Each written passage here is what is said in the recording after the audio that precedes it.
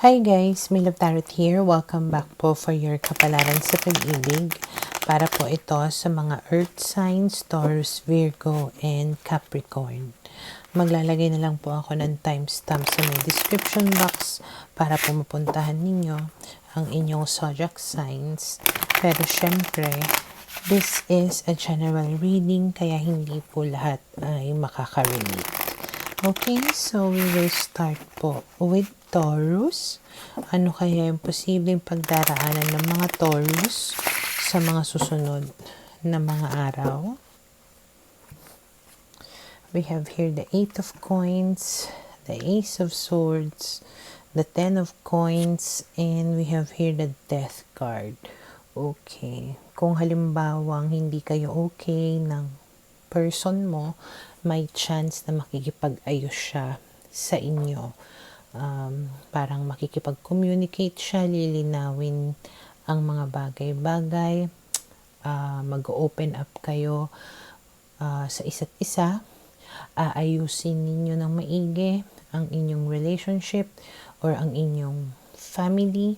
Okay, may mga bagay kayo na babaguhin para magkaroon ng mas secured at stable na samahan.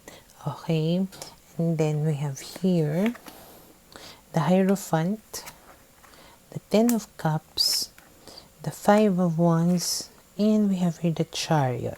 So talagang hangad nitong tao na to na maging masaya kayong muli, mabuo yung family ninyo, ganun, or talagang magkaroon kayo ng committed na relationship sa isa't isa. 5 of Wands, maaaring marami nga kayong pinag-awayan or naging conflict na gusto niya talaga na mabago itong mga conflict na ito, ma-resolve para nga maging masaya yung pagsasama ninyo. And with the Chariot here, ibig sabihin merong success, magiging maganda yung resulta noong pag-e-effort ninyo na dalawa para mapaganda yung takbo ng relationship ninyo. Okay, we have here the 4 of Cups, the 2 of Coins, and the 8 of Wands. So, halimbawang may mga bagay na you feel na kulang or hindi ka satisfied, pwedeng pag-uusapan ninyo ito ng maigi, titimbangin ninyo ng maigi ang mga bagay-bagay, pwedeng isa-set ninyo yung priorities ninyo, parang titignan ninyo kung ano yung dapat na ma-retain, dapat na alisin, parang ganun, or dapat na i-prioritize. At lahat ng ito ma-achieve ninyo, kumbaga, with proper communication or constant communication with each other. Okay? And then we have here the 2 of Wands and the Ace of Wands. And because of that, maaaring maganda yung magiging future or kahihinatnan nga nitong mga pangyayari na ito. Pwedeng maibalik yung sigla, yung spark, yung excitement in the relationship. And then we have here the Queen of Cups, and because of that, you will really feel na minamahal ka at parang mas mamahalin mo pa siya dahil doon. Okay? So for now, ito yung nakikita ko na posibleng mangyari sa mga Taurus.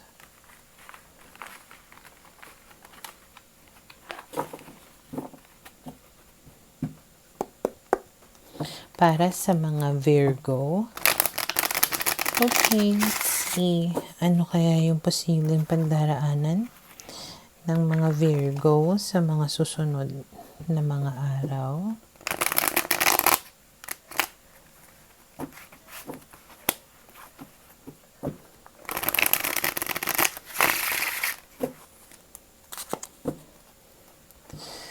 Okay, so we have here the Queen of Swords, the 8 of Coins, the 6 of Cups, and the Empress. Okay, so may chance dito na may makikipagbalikan sa inyo. Pero, parang tatarayan mo itong tao na to. Okay?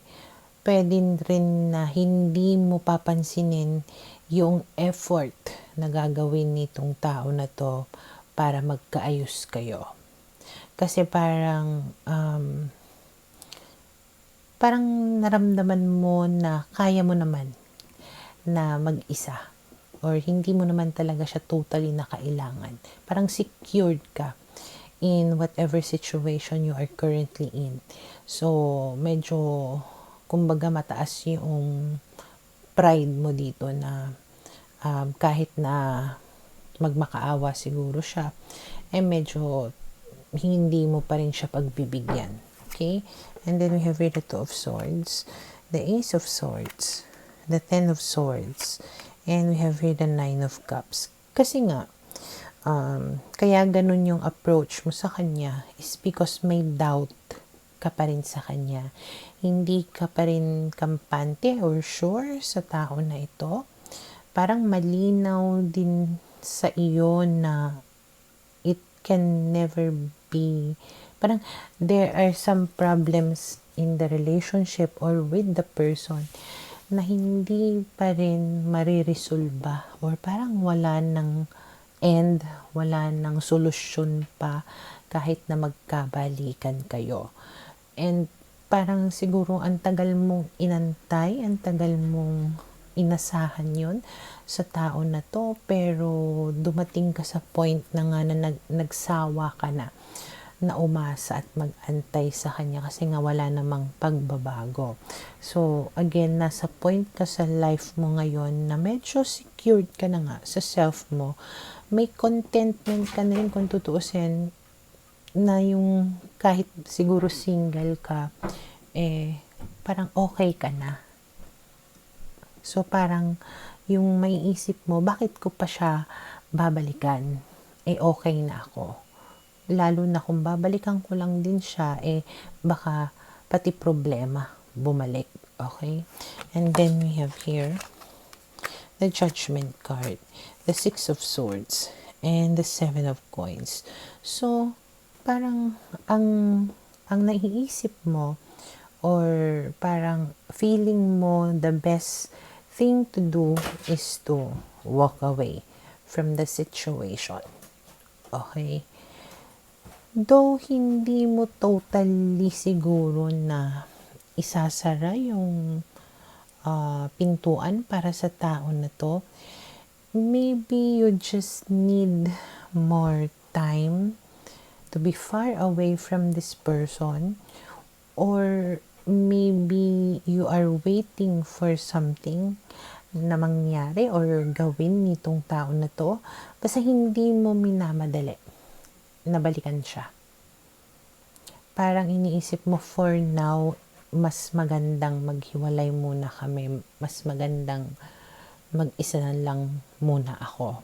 Kasi nga, kung babalikan ko siya ngayon, baka yung mga problema bumalik din. Okay? And then we have the Six of Wands and the Ace of Cups. Parang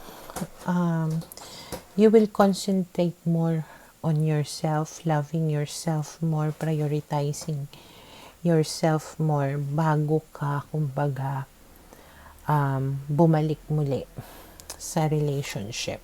Okay? And so we have here the Hangman. It's like you are seeing things, kumbaga, in a different way na. Okay? Iba na yung gusto mo, parang ganun. Iba na yung approach mo sa mga bagay-bagay. Iba na yung pagkakaintindi mo sa mga bagay-bagay. Kaya, kumbaga, gumagawa ka ng mga desisyon na it can be new to you, or tipong alam mo na ito yung makakabuti sa'yo. Okay? So, for now, ito yung nakikita ko na posibleng mangyari sa mga Virgo.